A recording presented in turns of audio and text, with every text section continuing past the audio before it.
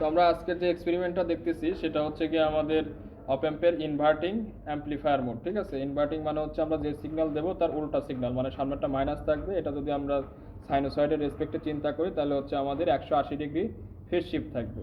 তখন আমাদের এই ইয়াটা আর কি সেট আপটা কীরকম হবে সেটা আমরা যদি বলি আর কি, এদিকে একটু আগে আসেন।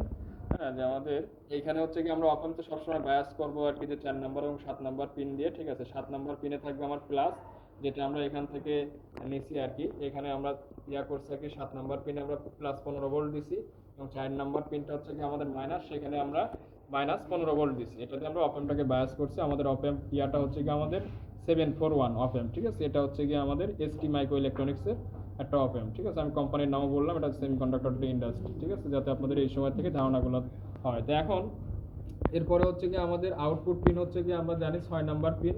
হ্যাঁ, এই 6 নম্বর পিন থেকে একটা ফিডব্যাক রেজিস্টার আসবে, যেটা আমরা এখানে ইউজ করছি 4.6K রেজিস্টার। ঠিক আছে, সেই রেজিস্টার আমাদের 6 নম্বর থেকে এসে আমাদের নেগেটিভ টার্মিনাল, যেটা নেগেটিভ টার্মিনাল হচ্ছে 2 নম্বর টার্মিনাল। ঠিক আছে, এখানে নেগেটিভ রেজিস্টার হয়ে এখানে 2 নম্বর টার্মিনালে এসে আমাদের লাগছে। ঠিক আছে, সেই 2 নম্বর টার্মিনাল থেকে আমাদের হচ্ছে 2.2 মানে একটা 2.2K রেজিস্টার, সেটা হচ্ছে আমাদের ইনপুট সিগন্যাল এর সাথে কানেক্টেড হয়েছে। ঠিক আছে, আমরা ইনপুট সিগন্যালটা যে জেনারেট করতেছি হচ্ছে কি আমাদের এইখানে দেওয়া আছে আর কি, আমাদের দেখতে পারতেছি যে আমাদের সিগন্যাল জেনারেটর এখান থেকে একটা 1 কিলো হার্টজের একটা সিগন্যাল আমাদের আসতেছে। ঠিক আছে, 1 কিলো হার্টজ সাইন ওয়েভ।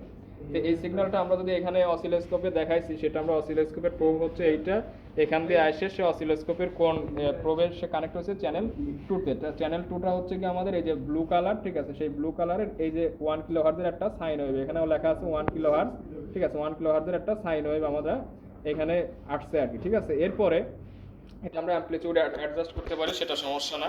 তো এরপরে হচ্ছে কি আমরা আউটপুট মেজার করব। ঠিক আছে, তো আমাদের এইখানে আরেকটু কনফিগারেশন বলি। আমাদের 2 নম্বর পিনের কথা বললাম, নেগেটিভ যে ইয়াটা ওর নাম কি 2 নম্বর পিন যেটা, সেটা হচ্ছে কি আমাদের এই সিগন্যাল কানেক্ট হয়েছে একটা রেজিস্টারের থ্রুতে, 2.2K রেজিস্টারের থ্রুতে। হ্যাঁ, দেন হচ্ছে কি আমাদের 3 নম্বর সিগন্যাল, যেটা হচ্ছে কি আমাদের নন ইনভার্টিং টার্মিনাল বা হচ্ছে গিয়ে প্লাস টার্মিনাল, সেটা হচ্ছে আমাদের নেগেটিভের সাথে সাপ্লাই যেটা আর কি, বা ইনপুট সিগন্যালের নেগেটিভের সাথে কানেক্টেড হয়েছে এই যে আমাদের এই তারটা দিয়ে।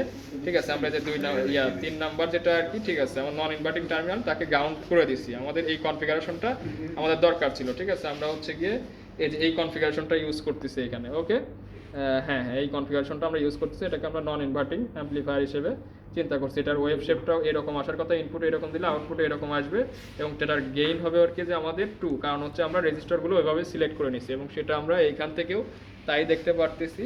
হ্যাঁ, তো এই আউটপুট যেটা, সেটা হচ্ছে কি আমরা তো 6 নম্বর পিন থেকে পাবো আউটপুট। সেই 6 নম্বর পিন, এই যে আমরা 6 নম্বর পিন থেকে এইটা যখন নিয়ে আসছি এই যে চ্যানেল 1-এর থ্রুতে, এটা হচ্ছে আমাদের এখানে আসছে এই চ্যানেল 1 হচ্ছে কি আমাদের ওর নাম কি হলুদ কালার, ইয়েলো কালার, সেটা আমাদের এখানে আসছে। আমরা দেখতে পারতেছি এটা হচ্ছে গিয়ে এই যে আগের যে সিগন্যাল, যেটা ইনপুট সিগন্যাল, তার ডাবল অ্যামপ্লিটিউডের সিগন্যাল। ঠিক আছে, তো হচ্ছে গিয়ে এই হচ্ছে অবস্থা।